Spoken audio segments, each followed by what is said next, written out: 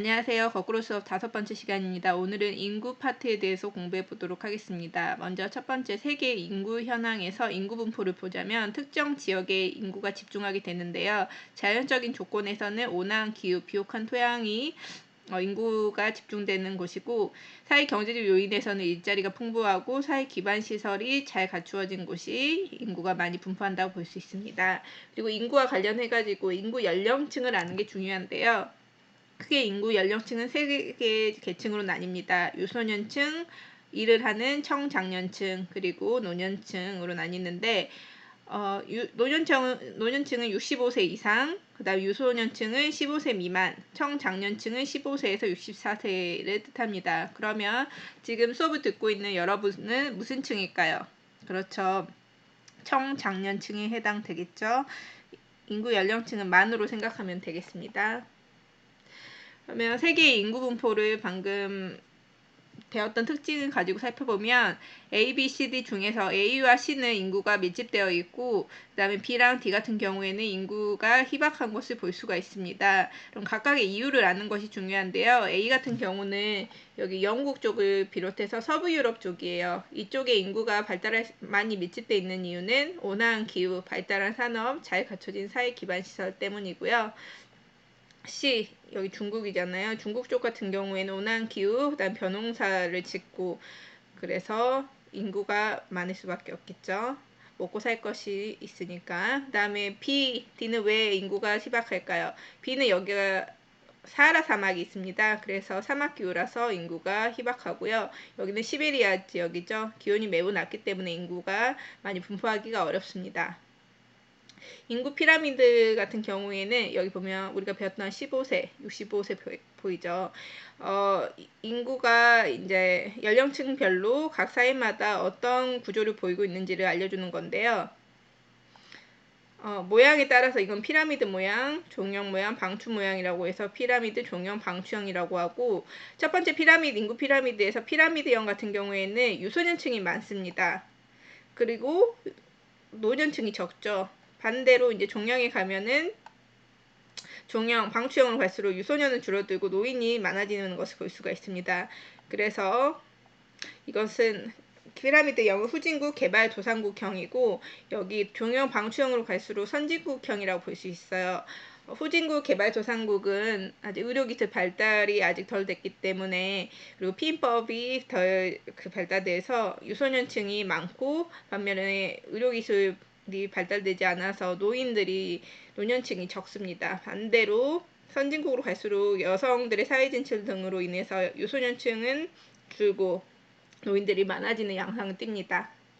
요거 정리를 하자면 출생률이라는 건 한 해 동안 인구 1000명당 태어나는 아기의 수를 뜻하고요. 합계 출산율이라는 것은 임신이 가능한 여성, 가임 여성 1인당 평균 출생아 수입니다. 만약에 우리 집의 합계 출산율을 말한다면은 본인 집이 딸만 셋이다. 그러면 그 집의 합계 출산율은 3이라고 보면 됩니다. 내가 외동이다. 그러면 합계 출산율은 1이라고 보면 되고요. 그럼 우리나라 전체 합계 출산율은 어떻게 되냐? 지금 한 명도 제대로 낳지 않다고 해요. 그래서 세계에서 가장 아이를 적게 낳는 나라로 선정이 되었죠.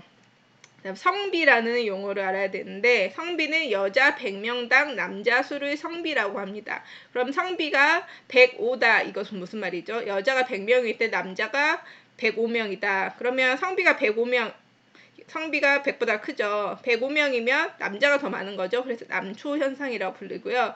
성비가 95다. 그러면 여자가 100명일 때 남자 수가 95명이다. 이런 뜻이기 때문에 이것은 여자가 더 많은 여자가 초과했다. 여초 현상이라고 합니다. 그러면 상대적으로 여기 이 그래프만 보더라도 두 번째는 유소년이 많고 그 첫 번째 그림은 유소년층이 적죠. 반면에 두 번째는 노인들이 적고 첫 번째 그림은 노인들이 많다는 걸 알 수가 있어요. 즉 선진국은 상대적으로 아이는 적게 낳지만 평균 기대 수명이 깁니다. 그래서 유소년층 작고 노년층 비중이 크면 선진국, 반면에 유소년층이 많고 노년층 비중이 작으면 개발도상국이라 볼 수 있고요. 남아선호 사상이 강한 국가 같은 경우에는 당연히 남자아이를 더 많이 낳기 때문에 남자가 여자보다 많은 남초 현상이 발생할 수 있습니다. 그 대표적인 게 인도고요. 인구 이동도 알아둬야 할 인구 파트 중 내용 중 하나인데요. 인구가 이동하는 이유는 크게 두 가지 정도로 볼 수가 있습니다. 경제적 이동 더 많지만 통합사에선 두 가지만 보도록 할게요. 경제적 이동과 정치적 이동이 있어요. 즉 돈 벌러 일하기 위해 떠나는 이동이죠. 그래서 개발도상국, 아시아, 아프리카, 라틴 아메리카 같은 개발도상국에서 선진국, 유럽, 앵글로 아메리카, 오세아니아 등의 선진국으로 이동하는 게 경제적 이동이라고 하고요. 돈 벌러 일하기 위해 떠나는 거. 그다음에 난민, 정치적 분쟁으로 인해서 난민들이 생기죠. 이런 것은 정치적 이동이라고 합니다. 그래서 분쟁이 잦은 서남아시아, 아프리카에서 유럽 및 인접 국가로 난민이 이동하는 것을 정치적 이동이라고 합니다. 그러면 다양한 인구 문제는 크게 두 가지가 있겠죠. 선진국에서는 첫 번째 저출산 고령화 문제가 많고요. 저출산이 생기면은 당연히 아이를 적게 낳으면은 그 아이들이 자라서 그 나라에서 일을 할 수 있는 청장년층이 되는데, 아이를 적게 낳다 보면 갈수록 청장년층이 감소해요. 그러면 어떻게 되겠죠? 노동력이 부족하겠죠.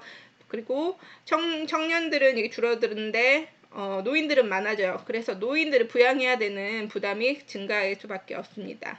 인구 부양비는 부모에는 부양을 해야 되는 사람, 그래서 그 부양을 해야 되는 경제활동 인구인 청장년층이 있고, 그 다음에 부양을 당하는 0에서 14세 유소년층이랑 노년층을 더한 거 곱하기 100입니다.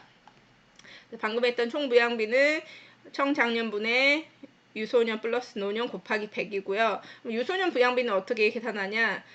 분모는 똑같아요. 부양하는 사람이 청장년이니까 이거고 분자만 바뀌게 됩니다. 노년 부양비도 마찬가지죠. 청장년은 똑같은데 분모는 분자만 바뀌게 돼요. 그럼 그 나라가 얼마나 노령화가 되었나 판단하는 기준은 분모가 이번엔 유소년과 노년을 비교하는 겁니다. 그래서 유소년분의 노년 곱하기 100으로 합니다. 그러면 선진국은 저출산 고령화가 문제였다면 개발도상국은 무슨 문제가 있을까요? 네. 여기 출생률이 너무 많다 보니까 경제 발전 속도에 비해서 인구 증가하는 속도를 따라가지 못하는 거예요. 그래서 기아, 빈곤, 실업, 인구 과밀화에 따른 도시 문제가 발생하는 등 인구가 너무 많아서 인구 과잉이 문제입니다. 인구 이동에 따른 문제도 보자면, 인구 이동하다 보니까 개발도상국의 선진국으로 이동하잖아요. 그리고 분쟁 지역에서 난민들이 이동하면 인구가 유출되는 국가 같은 경우에는 청장년들이 떠나버리니까 그 나라는 청장년 노동력이 감소하고, 반면에 인구를 받아들이는 인구 유입 국가는 이런 난민들이 그 나라에 오면은 원래 살던 사람들과 그다음 새로운 사람들, 역시 일자리를 얻기 위해 온 사람들이 있겠죠. 이주민. 그다음 원래 살던 사람들 간의 경제적, 그다음에 문화적 갈등이 생길 수밖에 없습니다. 여기까지 하겠습니다.